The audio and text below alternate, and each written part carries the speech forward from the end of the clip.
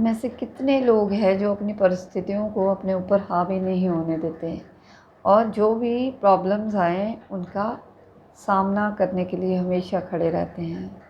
क्योंकि ज़िंदगी तो सुख और दुख दोनों का नाम है, एक के बिना दूसरा नहीं है, दोनों एक ही सिक्के के दो पहलू हैं। तो जो पेन और प्लेज़र दोनों को एंजॉय करना चाहिए और एक्सेप्ट करना चाहिए जो भी ज़िंदगी में चल रहा है, क्योंकि जो कुछ भी हमारी ज़िंदगी में होता है अच्छे के लिए होता है। तो इसी भाव के साथ हमें अपनी ज़िंदगी को पॉजिटिवली जीना चाहिए। तो मुझे याद है कि 2006 में जब मैं क्लासेस ले रही थी स्पोकन इंग्लिश की और बहुत सारे अपने ऊपर काम कर रही थी कि मुझे कुछ करना है, तभी मुझे पता लगा कि मैं प्रेग्नेंट हूँ।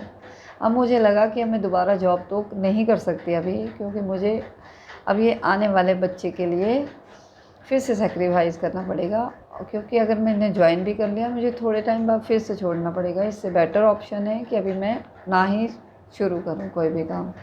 और मैंने अपनी स्टिचिंग पर ही फोकस करना शुरू किया और पूरी तरह से अपने आने वाले बच्चे के लिए सोचने लगी और खुश रहकर ज़िंदगी को व्यतीत करने लगी।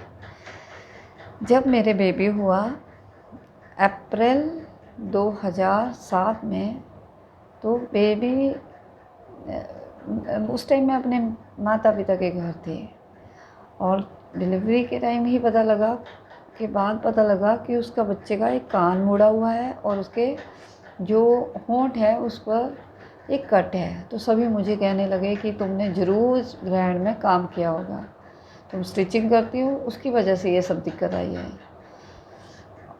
मैंने कहा हो सकता है। और इस तरह से जब हम घर आए 2-4 दिन बाद ही बच्चे को वॉमिट हुई और ऐसी वॉमिटिंग हुई कि ऐसे बिल्कुल बिल्कुल सुस्त पड़ गया। डॉक्टर को दिखाया, 1-2 बार ऐसा ही हुआ, तो दिखाया तो पता लगा कि बच्चे के हार्ट में होल है।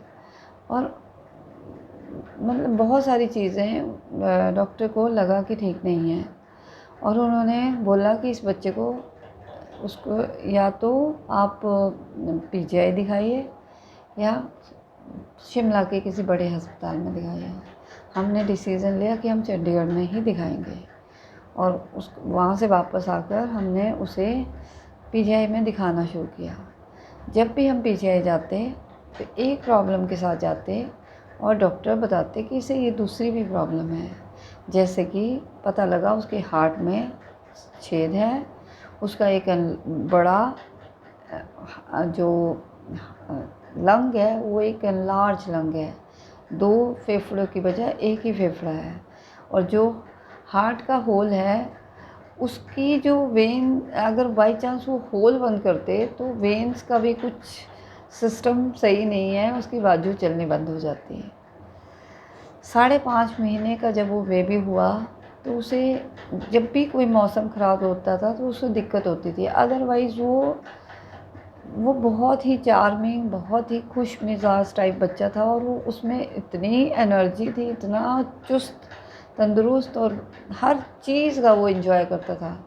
जो आसपास के बच्चे उससे खेलने आते वो इस तरह से पूरी तरह से उसको एंजॉय करता मोमेंट को, जैसे ऐसे लगता था वो भगवान का ही रूप है। और जो भी हमारी ज़िंदगी में जो आपस के जो मतभेद थे, कॉन्फ्लिक्ट चल रहे थे लाइफ के, वो उसके आने के बाद धीरे धीरे ख़त्म होने लगे थे। अब मेरी और मेरे हस्बैंड की अंडरस्टैंडिंग बढ़ने लगी थी, क्योंकि हम ज़्यादा से ज़्यादा टाइम स्पेंड करते थे एक दूसरे के साथ। पूरा दिन हॉस्पिटल में रहना और उसके साथ समय बिताना। तो मेरे लिए तो वो बेबी मतलब भगवान का ही रूप था, क्योंकि उसने मेरी ज़िंदगी बहुत सारी प्रॉब्लम को ठीक किया है। परंतु वो खुद के लिए कष्टकारी था। और एक सितंबर में जब 4 सितंबर को वो एकदम बीमार हुआ, हम उसको इमरजेंसी लेके गए, पूरी रात एडमिट रहा। परंतु डॉक्टर भी कह रहे थे कि इटर्नली कुछ ऐसा सिस्टम है कि कोई फ़ायदा नहीं है। तो अगर उसके गले से पाइप डालेंगे, उसको वहाँ से फ्लूइड जाएगा, तो मेरे हस्बैंड को भी पता था कि ऐसा कोई फ़ायदा नहीं है इस तरह से। तो हमने बोला कि नहीं, हमने ऐसे कट्टा-पिट्टी नहीं करानी है, और हम उसे घर वापस ले आए, और वो कुछ ही टाइम बाद इस दुनिया से चला गया। तो ये एक दुख भरी कहानी जो कि मैं कभी भी नहीं भूल सकती। किसी का भी बेबी अगर उसके पास से चला जाए तो उसे अच्छा नहीं लगता, परंतु रियली वो बच्चा एक भगवान का रूप था, और उसने मेरी ज़िंदगी की बहुत सारी चीज़ों को ठीक किया। भगवान उसकी आत्मा को शांति दे। तो ये मेरा आज का चैलेंज। Thank you.